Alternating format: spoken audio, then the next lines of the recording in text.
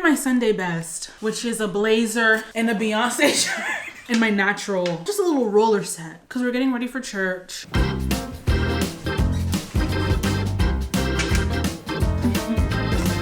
Let me start off serious. Let me start off with a disclaimer. This is all in good fun. I know people don't play about Bible jokes, but I do.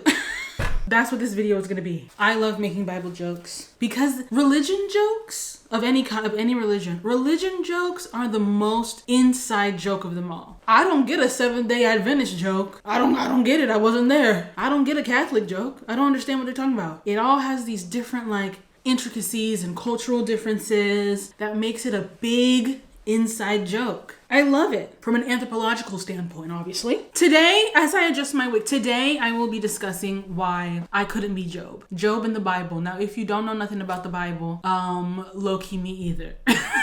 This is what you need to know. So I had to take catechism, 1st grade through 6th grade. Now, what is catechism? Catechism.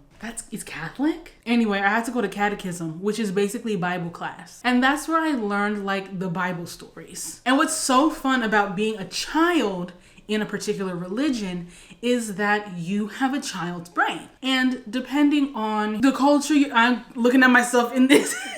I can't believe y'all are watching this. Wait, no, I look amazing in blonde. I was your lover when you said grotto.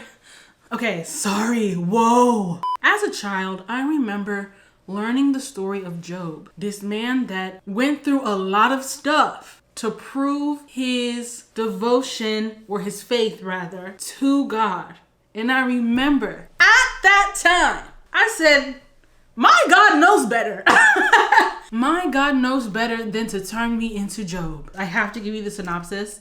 In case you don't know the story of Job, that wouldn't be fair. The story of Job is about a righteous and wealthy man who loses everything, his possessions, children, and health, after God allows Satan to test his faith. Despite immense suffering, Job maintains his integrity, though he questions God's justice. In the end, God then restores Job's fortunes, blessing him with double his former wealth and a new family. I'm gonna tell you what I remember as a child, learning the story of Job. Satan goes to God and is like, hey, I see Job over there. He's your child, right? But everybody has their limits, right?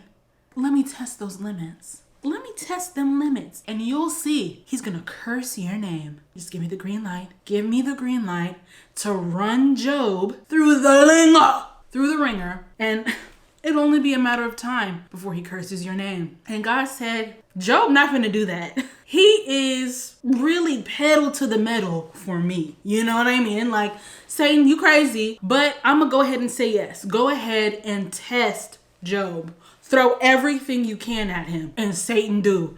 It becomes Lemony Snicket's, a series of unfortunate events. Boom, boom, boom, boom, he have boils on his skin. Boom, his skin peeling off. Boom, his children die. Boom, they drop dead. Meanwhile, his wife is like, my children have died. Oh no. He got cows. Boom, they dead. Goats. Boom, they dead. Even the sheepdogs. Boom, they dead, I bet. If I remember correctly, I'm not gonna go look it up. Job is everything except dead, if you want to know how bad it got. And Job is like, my God, my God, my God. Anguish, true anguish. And if you're a child, the story of Job is actually quite scary. It's a horror story. It really is a horror story. That and the story of freaking Abraham taking Isaac to the mountaintop. Imagine being a firstborn, being like, hold on. Story of Job. First of all, is that a chapter or just a story? It's a book, the book of Job. It was a whole book. In chapter 2, God further allows Satan, this is Wikipedia, to afflict Job's body with disfiguring and painful boils.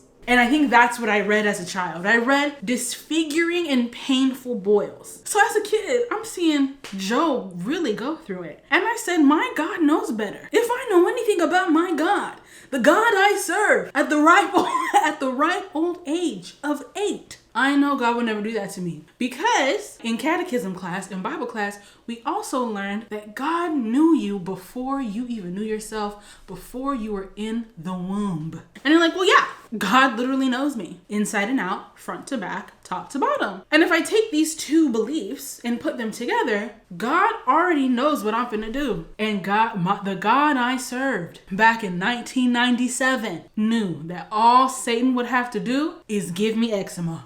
Yup. All Satan got to do is give me eczema and I'm bowing out.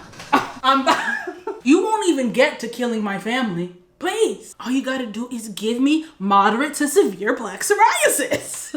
That's my limit. I got eczema? You can't be for real. I really would be. I would wake up. I would wake up and I would feel a weird energy because the devil is trying to test me, right? So I imagine you would feel a weird energy. And then I look to the crevice of my elbow and I see an eczema. And I see an eczema. I'm literally taking off my glasses, breaking the fourth wall, and talking to Yahweh himself. And I'm like, no, what gives? Because I know I didn't tithe all this time to have eczema. I know I didn't. I know, no. Now, at that young age, I had already gone through eczema. If you want to know the struggles I've had in my life, I never had acne, never had hormonal acne, that whole teenage phase or stereotype. I never had that. I have always been an eczema girl. While the kids were talking about a pimple here and a pimple there, which was bad, I don't want to minimize. I had scales, crusts, patches, skin dust. So I already know that I don't deserve to be treated this way. So I'm reading the book of Job as a child and I'm like, Because you know, when you're a kid, you want to put yourself in that situation. What would I do if I was in the belly of a whale? What would I really do? What would I do? Somebody asked me, do I know Jesus? Am I going to deny him 3 times? For real? Am I? So I'm reading the book of Job and I'm like, what would I do in this situation? He is crying. He's crying. He's crying out from despair. His children died. Did his wife die? Did Job's wife die? Although she urged him to curse God and die in a moment of despair, she never left his side. She's down. She's absolutely... The story should be about her. Because what do you mean you took Job's kids? You mean my kids? The kids I pushed out? You know it's the year 3000 BC. So people are dying left and right during childbirth. So I survived childbirth multiple times. And then you want to take my children from me? Oh, but you're testing my husband. Oh. Anyway, I've had eczema on my face. I've had it on my arms, on my legs, on my neck. Skin is the largest organ we got. Don't play games with the skin. Not only is the act of being in pain and uncomfortable traumatizing, it's also traumatizing to feel like you're ugly or like your body can't do the correct thing. All Satan gotta do is give me a little bit of eczema and I'm gone. The same way God knew that Job was finna endure all that, God would also know that Evelyn, 8-year-old Evelyn, wouldn't last a day. Give me my topical steroid cream. Give me my topical steroid cream. Stop playing games. In chapter 3, instead of cursing God, Job laments the night of his conception and the day of his birth. He longs for death, but it does not come. Imagine having eczema. I'm laughing, but I'm not laughing. Imagine having eczema so bad that you lament the night your mother and your father did the horizontal tango. Imagine. Well, you wouldn't call on Jesus. He wasn't there yet. Calling out to God, be like, God, be a gold bond.